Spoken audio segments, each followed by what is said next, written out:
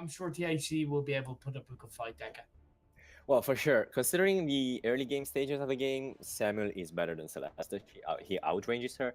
So Baron would have been a nice pick, but I still think that a good Samuel can just shut down the Baron. Yeah. If he can just position Okay. properly, Baron can run away once with the jump jets. Madison verdicts keep coming, so he can just dodge one Madison verdict maybe, but the others are going to hit. So if a Baron doesn't really position perfectly and the Samuel knows how to pick up the kills, he's going to just make Baron's life unlivable. And I know it for a fact because I've lost so many times to Samuel as a CP Baron because I overextended just a little bit, just a tiny little bit, and the Samuel just was like throwing malice and verdicts on me, and it was just unlivable. So I like the Celeste pick. Still loses to Samuel early game in my opinion, but has a much earlier scaling. So it's not like Baron that has to scale so much items. Like Celeste just starts gets in line even when she doesn't have level 8 yet. She still can do a lot of damage. So it can still be a big difference. I really like the blue team's drop though. Still, I think the old combination of things. Unfortunately, we don't have the lance anymore, which would have been a great pick still with the Arden. We saw great plays from one trick carry, and now I want to know how he's going to play this Flicker, how aggressive he's going to be, because he needs to be in Celeste's face, like straight up. She doesn't move, like she mustn't be able to move. That's all he has to do, and the other Vox and Samuel have to collapse onto her. We are seeing the first scrimmage in the blue buff. We have the Vox taking their blue buff, and the blue team takes both blue buffs. Great job from Arden. He stole one CP buff last game and one CP buff this game. Great job from him. Already starting the snowball. Jacob the Great is low on health, while Samuel is just annoying. That's the main thing you can say about the Samuel. Great choice of the Lorelei to pick up the Aronga contract, can help the poor Celeste a lot. But for now, we have already an advantage for the red team somehow in farm, but in map control, I think the blue team is in favor. They took 2 CP buffs and they didn't get anything like back. Yeah, they also took THC's heal and shrink, which does tell a lot. And yeah, even though in gold they're quite similar, although I think they're now starting to go a little bit ahead just by a couple of hundred. Deca. What's kind of important is that they have the rotations, and if they keep an eye on the timers, they're going to know when they're going to kind of know when the buff comes up, thanks to SEMC and the novice updates that they did. But they're going to know when the buffs are coming back up. Therefore, they're going to be able to synergize their rotations to suit the buffs coming up. And then if they can take both CP buffs again, it's just basically snowballing, and that is so important for you to be able to do. And when you have the likes of a Flicker, Vox, and Samuel that's kind of looking to tank up and build up to those first couple of items earlier than the likes of the Celeste and the Gwen. So either way, I like what's coming out from Equilibrium. They look a bit more synergized. They look a bit more together as a team. THC, they haven't done a bad job, but they just feel a bit sluggish right now. Yeah, definitely. We saw once again the difference between a Celeste with CP buff early game and without. The damage she dealt with the Core Collapse and the first Heliogenesis was pretty much zero. And had she had the CP buff, that would have been a crazily heavy impact for the Samuel, which just didn't receive that much damage. He just turned around and threw 3 Malice and Verdicts to the Celeste, and she had to back off. So great steal from Arden, taking the CP buff once again, making Samuel's life way easier. We have Le Pacifista taking helping Jacob take the CP buff. So finally Celeste sees her first CP buff, while Samuel already has his though. So he's pushing the mid lane easily. Celeste is coming up, but she is so low on health, she doesn't really want to show up if... Okay, Samuel is not going to try and do anything crazy. Luckily for him, because Gwen was coming up, and so great choice of him not to overextend trying to take down maybe a Celeste, an incoming Celeste. So very conservative playstyle, very well played. He knows he can just scale to the late game and keep the snowball going. And for now, I just see the gold is 600 in favor of blue team. Not that big of a deal at the moment. What's going to happen in a few minutes, in your opinion? In my opinion, well, what I do want to just mention is I love THC, their reaction to their next buff rotations that they did perform. Pacifisto really helping to secure their own CP buff. It just helped balance out. Yeah, the gold is in the favor of Equilibrium, but those rotations, that kind of synergy that's coming out from THC, we're starting to see a bit more between the Gwen, Grumpjaw, and even the Pacifisto on the Grace, helping to support the Celeste getting to that late game stage. Seattle really hasn't had an easy early game as I think we both expected. We are seeing the Vox and the Flicker rotating up as well, so that's going to be quite similar. Still 0 kills on the board. It's not over a passive game in the first 5 minutes. As far as what we're going to see in the next couple of minutes, come on, I want to see first blood. Deca, we have to see it sooner rather than later. We could see it now in the next couple of minutes as Corklax goes on to Arden. Indigo's going in with the Grumpy, stunned by both. A great stun from Fishfood, and first blood is just as soon as you called it, they gave it to you. Great job from the THC team. Incredible team play. Just 4 men against 2. They couldn't do much. They just kept being slowed and stunned, and they just were down. What I didn't really like from the blue team, the Equilibrium, was the lack of rotations to mid lane. Yeah. Flicker could have just taken down the Celeste way easy, just because, yeah, there was a scout cam, but they could have just put another scout cam or taken down the others. So, like, the rotations from Flicker to a Celeste, when she doesn't have the big range, but big level 8 range, could have just made the difference and was necessary. I think Flicker played too little, too much bot lane, and great steal from the Pacifisto. They don't... Oh... The poor Samuel has to go back. Luckily, he manages to dodge the Holy Nova, but doesn't dodge the core collapse and the Fishfood. Great play from the Celeste and the Lorelei. We are seeing a way better Lorelei this game than what we saw last game. Unfortunately, last game couldn't really do that much with the Lorelei player. Couldn't really match this game. The Mejud, I think his name is like Mejud, managed to do a great thing. One trick carry going Silence. 3 members of Silence. Jug of the Graces though isn't. Silence great. Holy Nova great. Core Collapse takes down the first player of the blue team. Second player of the blue team goes down. The dude is trying his best. He has a blood buff, but doesn't really have the damage to take down nobody. So great team play. We have seen Jacob and the Lorelei playing to like a perfect synergy. One goes down with the core collapse, the other one follows with the Fishfood, the other one follows once again with the Supernova, and then we have the Holy Nova from the Grace. We have such a great synergy from the THC team that I really, really enjoy watching them just team fight. It's just pleasing to watch.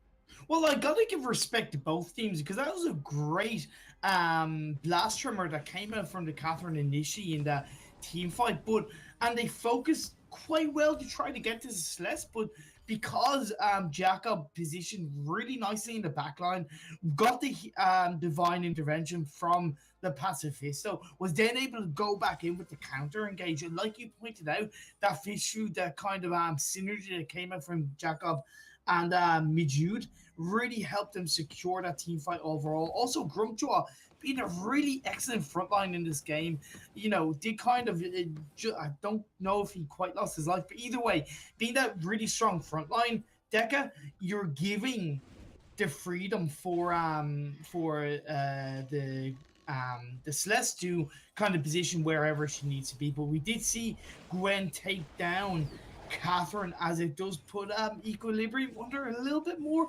pressure. They have yet to get a kill in this game. The goal difference is about 700 in the favor of THC. From the side of Equilibrium, finally the help from Lorelei is trying to take the Jacob the Greatest alive. Divine Intervention comes down, Oblivion goes down, but doesn't really silence, put to sleep anybody. And then Isa goes in and takes down the Flicker, while the Pacifisto and Indigos are taking care of the Samuel, which is eaten, stunned, and killed in a matter of seconds.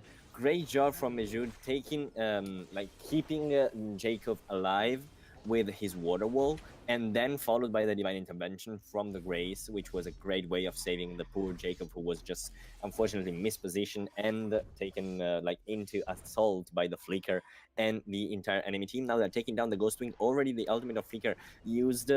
Catherine takes the Ghost Wing. Unbelievable knife. The blast, Trevor. The Catherine, great play.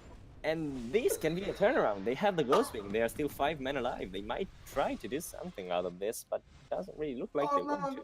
that guy, nothing wets my whistle more than a Ghostwing Seal or a Dragon Seal. Man, it's actually symphonic. It's like an orchestra just playing the perfect tune at the perfect moment. That's what it is. It's just being able to just. Sometimes it's lucky, but other times it's so calculated that actually sends shivers down my spine. Really beautifully done by Equilibrium. Like you pointed out, it does give him a chance to, not necessarily turn this game around fully because it's still early on in the game. We're only 10 minutes in, but it negates the advantage that THC had, and it negates the momentum that they had in the game, where really THC had to kind of reset themselves a little bit. They're now going back for the rotations.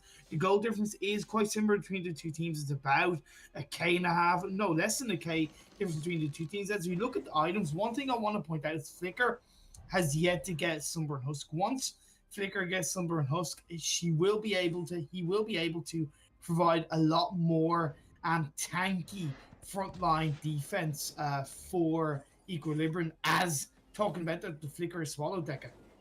Indigos immediately ate the one trick carry, but the Samuel is going on with the silence, trying to help his team. Gramjo slowed one trick carry, but one trick carry is slowing Gramjo. Great ultimate from Celeste. Incredible supernova taking down half health of the enemies. The dude is alone. He can't do much. He just keeps stutter stepping away. Great job. He survives with the healing flask, but unfortunately 3 versus 1. He survived a long time. He made very hard to kill, but unfortunately couldn't stand the 3 members.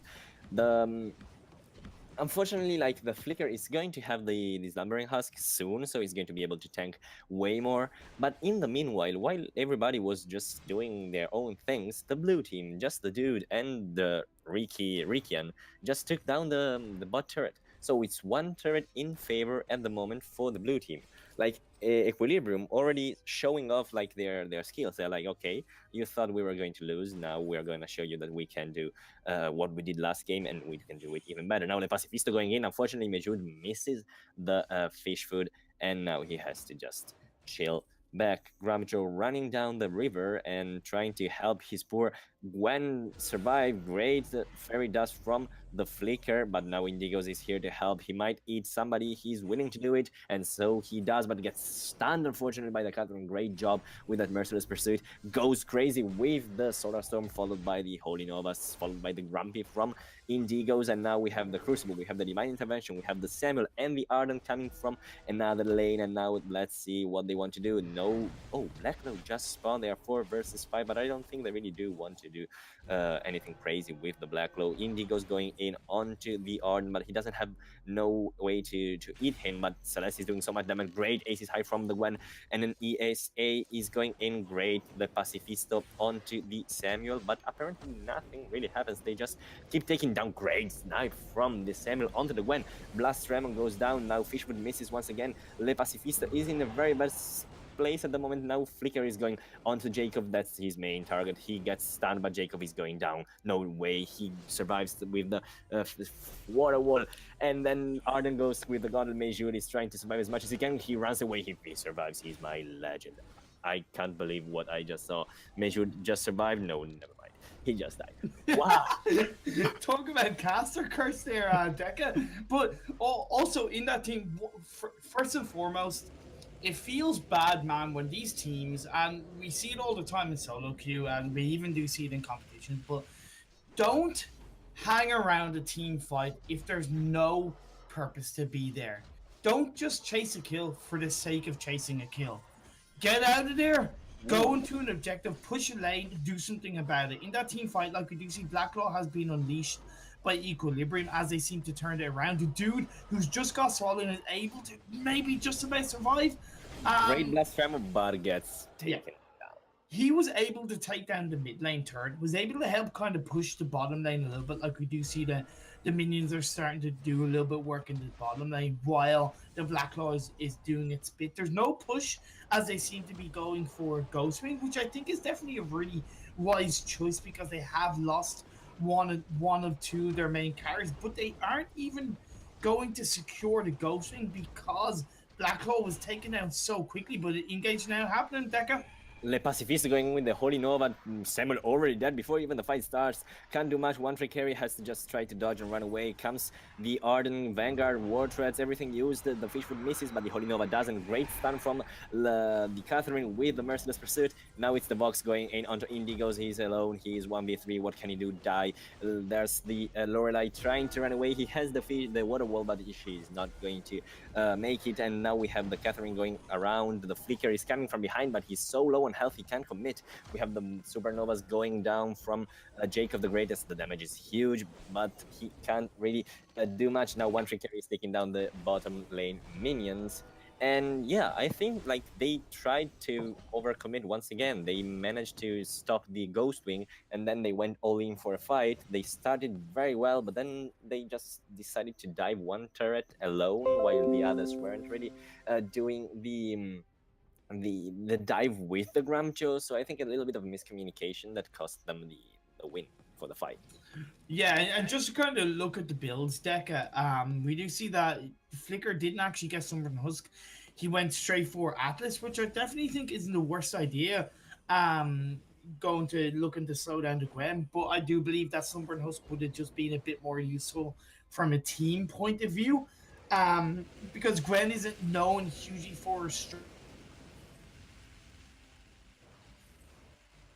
definitely needs to be the fight is breaking up. Crucible blocks the gauntlet and the sleeve from the Samuel. Now the red team has to run away. Great Holy Nova, but misses. Unfortunately, the Blast Tremor connects though. Flicker going straight into Gwen.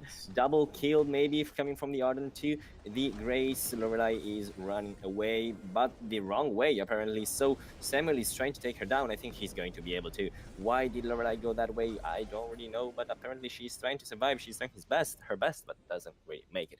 What a crazy fight. It started pretty well. Nice Solar Storm. I think Indigos it has 5 seconds on his A, and the ultimate from Flicker saves him at the moment. Indigos once again a little bit overextending. He wants this kill, but overcommits. Rooted, great root, great stun. Unfortunately, Malice and miss. Another great root, doesn't really connect. Silence connects on both. Unfortunately, Samuel doesn't really have too much energy, so he can't really overcommit. Indigo's still not with the ultimate. Now he finally unlocks it. He might think of trying something crazy, but I wouldn't really love to see him do anything crazy considering the scout camp they have on the top bush. So they take the Ghost Wing, apparently uncontested. Celeste is coming. Indigos sees something but doesn't really make it to steal. Indigos is fighting for his life but doesn't really make no difference for the blue team. They just take him down. Jacob the Greatest throwing the Solar Storm, not really making any difference either. Now here comes the Arden and he's full health, helping his team. And now we have a blue team with 5 members alive willing to take the Black Claw, I think. Seems like the best choice. No, I don't. They could start the Black Claw and push a team a team fight engagement.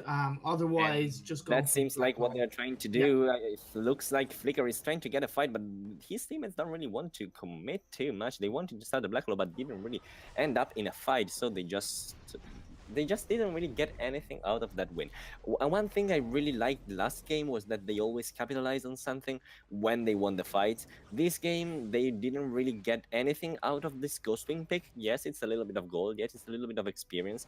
But you want to get something out of a 5 versus 4 with Ghostwing fight. You need to force it. Either force the fight or force the Black Claw or force the fight for the Black Claw.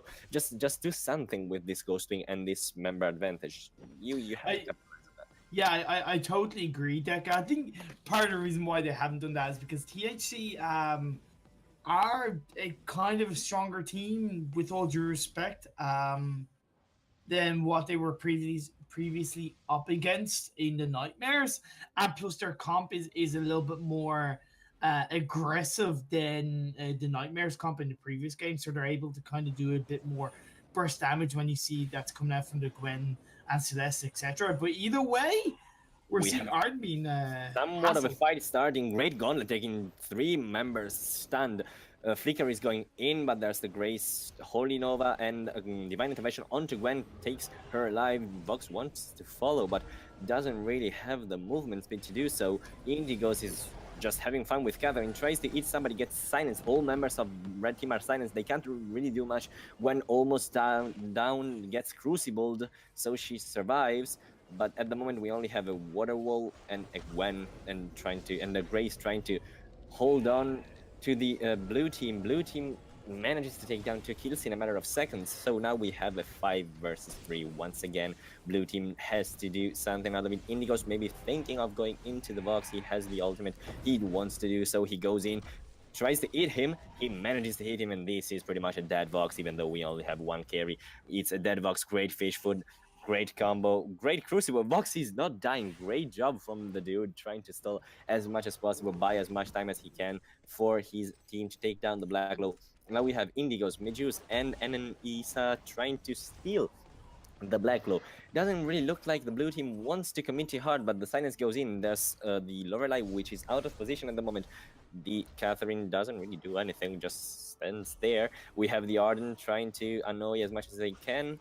Lorelei Fishfood misses, and now we have finally the 5 men of red team joining in. Only 4 for the blue team. Indigos has once again the ability to eat somebody, so he looks like he's not going to eat anybody. Fountain gets used only on 2 members, which is a little bit unfortunate. He goes in with the Grumpy.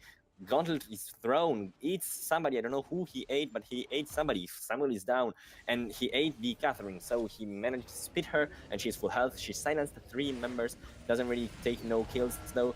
Arden is almost dead, they don't really manage to kill him. Vox is dead though, and Arden trying to save the Vox, suicides unfortunately, and now they only have a Catherine. Can she steal like she did last game? She only has 13 seconds on her blast timer. She might be able to do a crazy steal like last time, but at the moment seems like the red team is taking control of the game once again. Throws for days, Deca. I'm not gonna lie, throws for days. It's man. Equilibrium, you had that game in the palm of your hands, but like I said before, don't hang around if you don't need to, because when you're at this stage of the game, 21 minutes, 21 minutes into the game, if you're on half health, you're just not giving yourself an advantage. You're not helping yourself at all. Pour back. The team realistically, especially if you have 4 or even all 5 members of your team up, pour back, get full health, then go hard on the engagement. Know how to play the game, know the situation you're in, and react towards it. However, the Black Law is now bearing down on the mid lane of Equilibrium's side, as THC are looking to close this out, or at least do as much damage. I don't think they're going to be able to close it down. THC starts to go in now. Even the Catherine goes in blocked. Finally, this silence, but the sleep doesn't connect. The Oblivion doesn't really connect. There's the Gauntlet from Arden takes 3 members into it, but doesn't really look like the carries are being touched at all. So Samuel is doing damage, but the Celeste goes on the ultimate, but doesn't only connect on the Arden. Le Pacifisto going in as much as he possibly can. Fountain used for the blue team, and not yet for the red team. Apparently, they don't really have a fountain. Oh yeah, they do have a fountain, and it has been used, but doesn't look like nobody's going to do anything else. So it's pretty much a win for the red team. They almost took down 2 turrets, and with a Black Low push, 5 versus 5. Not a bad thing. No, it's not bad. Plus, considering they kind of were behind in the previous 4 or 5 minutes, even you could say longer, they turned it around in their favor. Also, again, it's still not over. The game is still very close. One thing I want to point out earlier when they came to the build, Deca, was between the Grumpjaw and the Grace, we did see that the Grace did have has now sold it, but did have the Storm guard banner, and we see that Indigo S on the Grumpjaw has the Storm Crown. I actually think the Grumpjaw should have gone Aftershock first item. The reason why is because it would have provided a bit more of a burst damage, just to kind of chunk down and help take down, because there's no healers coming out from Equilibrium. I think it would have helped them a bit more, but went for the Storm Crown. That's just able to do nice basic attack damage. But that's just my opinion when it comes down between the Grace and the Grumpjaw. I do like the fact that the Grace has now sold the Stormguard banner, gone for more defense, so that he's able to provide that nice tank, that nice front line. The Divine Intervention is doing a lot of healing on the selected hero that it needs to get done. And THC are kind of really with the Ghostwing push, with the Ghostwing bust, should I say? They've got to now take advantage of this and force a team fight somewhere on the map, Deca. I completely agree with you about the fact that Grace sold the Stormguard banner. Great Yeah. choice. She didn't really need it. I understand though on the Gramjo, but might see a backdoor at the moment. Now they are trying to take down the mid turret. Great choice from Equilibrium. Like they just sneakily took down a turret and nobody did anything for that. Great job from the Equilibrium team. From the Gramjo, I understand the Stormcrown to be honest, because like he has objective damage. I understand the Aftershock too though, but the Stormcrown has more health and objective damage. So I get it why he got it. Like on the Grace, absolutely no reason in my opinion, but on the Gramjo can work. We saw how fast they took down the Ghostwing, and Aftershock might have dealt a little bit more damage, but Indigos is not there to do damage actually. He's there to secure camps, secure objectives, and that's exactly what he's doing. Now they finally get the red buff, the opponent's red buff, and they want the fight. Now we can see they really want the fight, but apparently they don't. They are very indecisive at the moment. But makes sense because the blue team was still on their blue side, pretty easy to go back to safety. Though now the blue team wants to fight, the red team is a bit split, but not really like painfully split. They get the blue buff, the red team gets the blue buff. Gauntlet going down from Arden, Silence going down from the Catherine, Crucible used, and an ESA almost down. Divine Intervention heals him up to full health. Mejidu trying to body block as much as he can. Great job of body blocking. Now there's Catherine almost half health, and Mejidu is also low on health. Unfortunately, ATSI doesn't connect. Solarstone does though. There's Indigo's almost dead, saved by him. He's like just eating somebody else. Catherine takes down the first damage dealer for the blue team as the Gwen. That's the dude trying to go in. Luckily, Le Pacifista decided to go back onto him because he would have died anyways and still saved the Indigo's life. Meju died too, and now we have once again the blue team taking control of the moment. I don't really know what's going to happen next because they seem like 1 minute they have the upper hand, and one other minute they have the loss. It's crazy.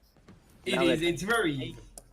Now they're trying to take the Black Low. Apparently, the Gramjo doesn't really want to contest. I don't really know. I think he's going to try something crazy. I'm pretty sure Indigo is not going to stay here and just chill. He wants to steal the Black Low like he did last time with the Ghostwing. But great ultimate from Flicker. Great silence from the Catherine, but the Crucible from the Gramjo saves. Never mind, he doesn't save anybody. He tries to run away. He has the capability of eating somebody at the moment, but doesn't really want. Does he want to? He might go back in the fight. There's an ESA. He wants to some blood, but doesn't really get nothing because of the power of sustain like the Catherine has. So at the moment we have a big push coming from the blue team. Black Low, 5 members, and a lot of will to win. Yeah, I just want to really quickly mention the reason why THC lost that last team fight was that realistically the frontliners got too far away from the backliners and the damage dealers and essentially more so Indigo S just got way too much in the front line and wasn't able to really do anything other than lose his life in the process. We have the blast ram blocked though. We have the Grace stop the divine intervention though. She can't really heal anybody at the moment. And then ESA already half health. Indigos goes in onto the poor Samuel gets put asleep though, gets the water wall, tries to save him. ACSI doesn't connect, goes in with the Grumpy. Indigos tries to eat somebody, but doesn't really eat anybody, unfortunately. There's Samuel with very, very low health. He got a big punch, but unfortunately for the red team, they seem the favorite for most of the match, but Equilibrium managed to find the breaking point and just go ahead and win. Great job from Equilibrium, great job from THC. Very, very interesting game. Both teams definitely did well, but also both teams, you know, realistically had a lot of mistakes. They both potentially threw at some points in the game. When you're looking at the builds, I really did like the sustain that was coming out from the Samuel and the Vox. They were able to kite so effectively for the team fights. Like I mentioned, THC more so towards the end of the game. Their front lines were just getting too far away because the Samuel and the Vox were kiting so strongly that the Gwen and the Celeste weren't really able to keep up with that. So that was really nicely done by Equilibrium. Looking at the builds, Spellfire, Dragonfly, Clockwork, Broken Myth, that is the perfect built for Samuel in this situation. He was able to build up stacks on the Dragon's Eye. He was able to push out those mortal wounds, and with the Clockwork and the Broken Myth, his abilities were just up so quickly and was just able to do much. Plus, with the Halcyon Chargers, he only needed a freaking kinetic shield. That's how well protected he was in that game.